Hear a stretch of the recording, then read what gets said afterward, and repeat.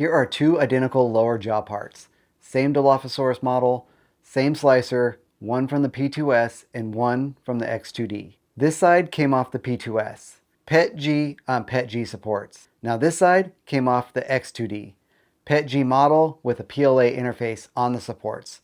Two nozzles and no purging. The same model and the same material. One of them needs cleanup work and the other one is done the moment it came off the bed. Hey, what's going on everyone? Welcome back to the channel. My name is Nick. Today we're going to be comparing the Bambu Lab P2S and the brand new X2D. These two machines look almost completely identical from the outside, but what's happening on the inside of the tool head is completely a different story. And if you print skulls, creatures, or anything with heavy tree supports, you're going to want to stick around for this. Now real quick, I put together a free PDF that compares both of these machines. So if you are in the market for a 3D printer, this is the PDF you need. All right, let's go ahead and get into it. Now I run two P1S printers in my print farm. The P1S has been one of the most reliable machines I have ever run. It's solid, consistent, and just works. The P2S is a direct upgrade to that. A better extruder, better thermals, new touchscreen, the AMS2 Pro with active filament drying, everything the P1S is, just a little bit better. The X2D is not that kind of upgrade. Same footprint, same speed, same ecosystem as the P2S, but with one thing, the P2S does not have the two nozzles. And this is going to be the whole comparison, and whether it matters depends completely on what you print. First, let's go ahead and hit the price points. The P2S is $549. The X2D is $649. Just $100 difference. The combo config pricing for the P2S with the AMS2 Pro is $799 and the X2D combo is $899. Basically the same pricing gap. You're paying just $100 for a second nozzle. Now before we get into the data, let me show you how Bambu built this because it matters for understanding the X2D. The left nozzle is a direct drive motor in the tool head with a short filament path and a tight pressure control.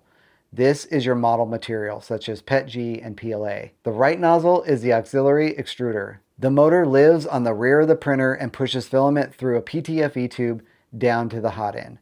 They did it that way for one reason: weight. One motor on the tool head instead of two.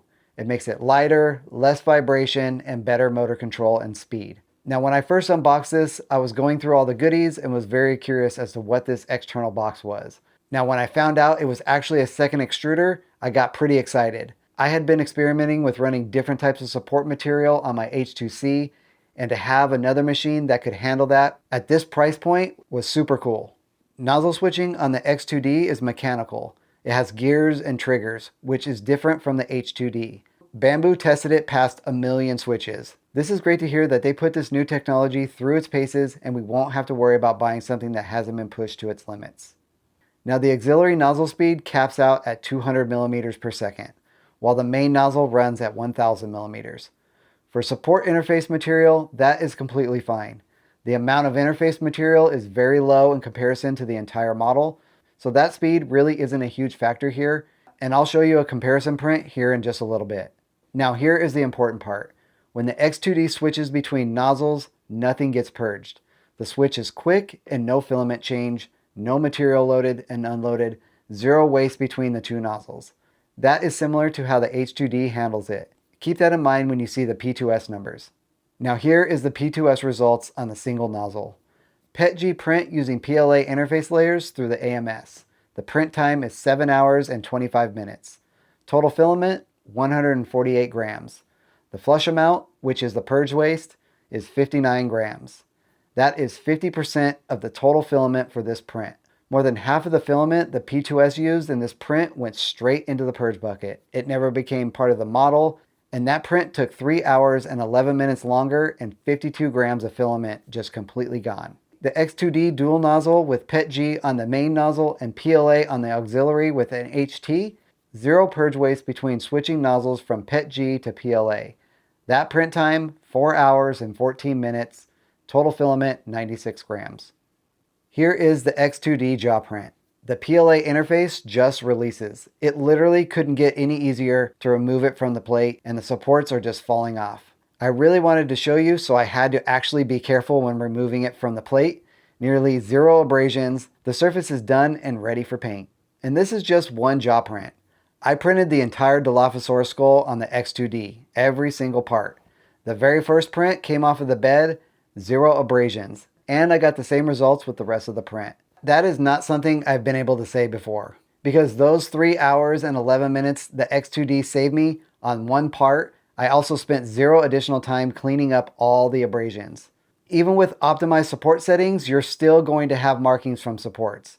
But when you have a dual nozzle that can easily lay down a PLA support interface, that allows the supports to literally fall off. It's definitely going to save you a ton of time on those larger projects. Now I know someone in the comments is going to bring this up.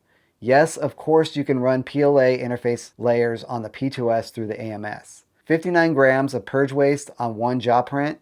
Every time the P2S needs to switch from PETG to PLA to lay down the interface layer, and then back to PETG to continue the model, that is the full filament change with a single nozzle with every purge. Every single time on a complex organic print, those interface zones are everywhere. The machine is switching consistently. Every switch burns material. Now I printed a full-size T-Rex skull on a single nozzle machine, my 2 P1Ss and my A1s, over 100 plus parts, massive support structures on almost every single one. Based on what I know from that project, the purge waste per part on something like this is probably 50%.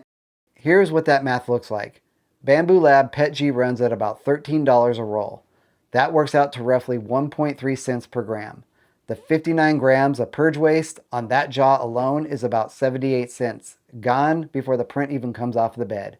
Now scale that up to a T-Rex with 100 plus parts and a higher purge rate, you're looking at somewhere around $100 of wasted filament on one single project. And this is all an estimate based on experience, not slicer data, but it's not all that far off.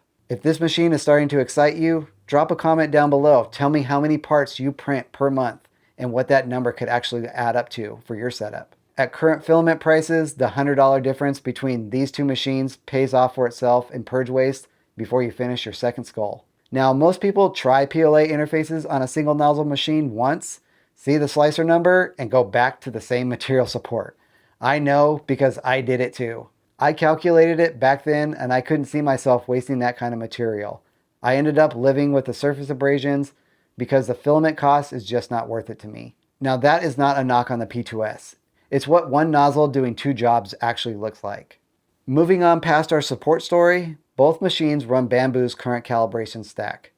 Dynamic flow calibration, PM/SM servo motors, AI printing monitoring, and the PETG surface quality from both are excellent. If you handed me prints from both machines without the labels, I would have to look very closely to tell them apart. The difference is not how the model surface print is, it is basically the surface what was left behind when the supports came off.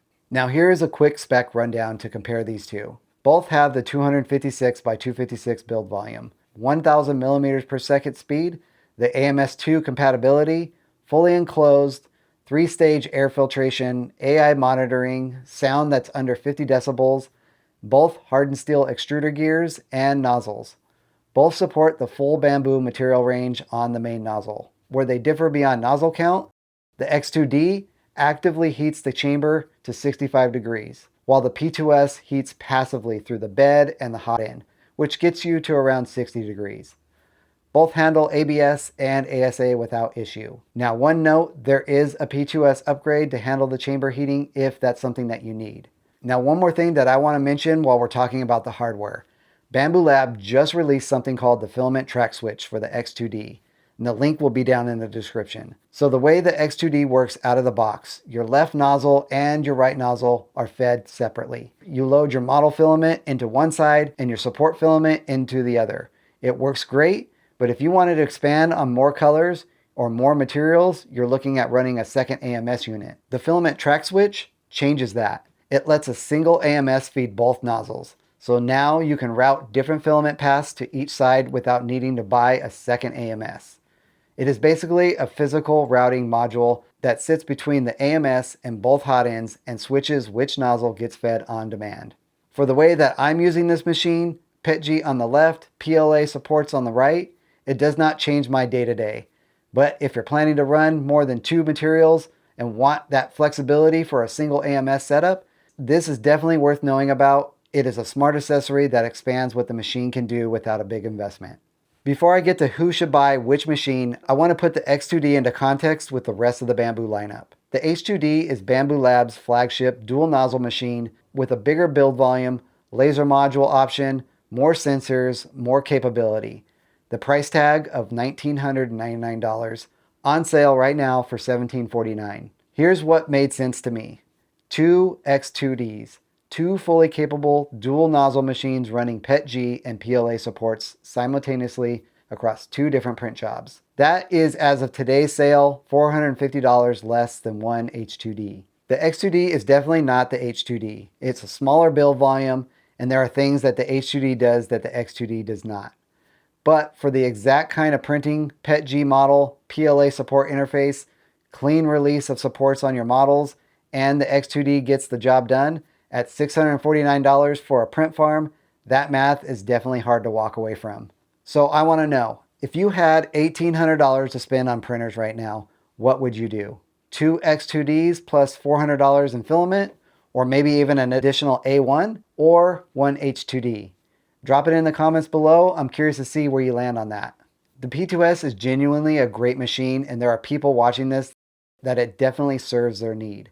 If support removal is not your main pain point and anything where the surface under the support does not need to be perfect, the P2S is $100 less. It gives you the same speed, the same material range, and the same ecosystem. And the Dynasense extruder is excellent for high flow and abrasive filaments. If carbon fiber or glass fiber filament materials is a big part of what you run, that extruder is built for that. I have two P1S machines in my print farm and have been running without complaint for well over 10,000 hours. And I can only imagine my P2S will perform just the same. I'm not replacing them anytime soon, so take my enthusiasm for the X2D and compare it to your needs. So here's where I am with the X2D. Get the P2S if your prints are not living or dying by support removal. Fun toys, multicolor PLA, and PET-G, anything where the support comes off and the surface underneath does not need to be pristine. It's $100 less, it's fast, it's accurate, and it's consistent. Get the X2D if you print organic geometry, skulls, creatures, small figurines, anything with heavy tree supports where post-processing is real and surface quality at the contact zone matters to you the most. The $100 premium buys you a setup where the support just comes off clean. And if the H2D is out of your budget, the X2D gets you the most important part of that price point that you can reach. Over the course of printing for a year, it will more than pay for itself, and if it was a toss-up, I would definitely squeeze out the extra $100 to buy the X2D without hesitation. Now you also have to remember that the X2D finished 3 hours and 11 minutes faster on this job part that I showed you earlier. It also used 52 grams less filament, and the surface underneath the supports needed zero cleanup. That was just one very simple example. Now, when you start getting into much larger prints and multi-part projects, the cost and time savings is just completely staggering. I feel the dual extruder has been one of those next steps of the evolution of 3D printing, and we're always going to need to support our models when printing. Why not have a machine that dedicates its own nozzle directly to that task? Now, to wrap this up, we compared two machines with a $100 difference. I'm sure you already know which one I'm pointing towards. The data just simply speaks for itself. Now, if you have not grabbed that PDF, it's free. It gives you a comparison. If you want to see that, the link will be down below. Again, my name is Nick. I hope you're having a great day. And as always, happy printing.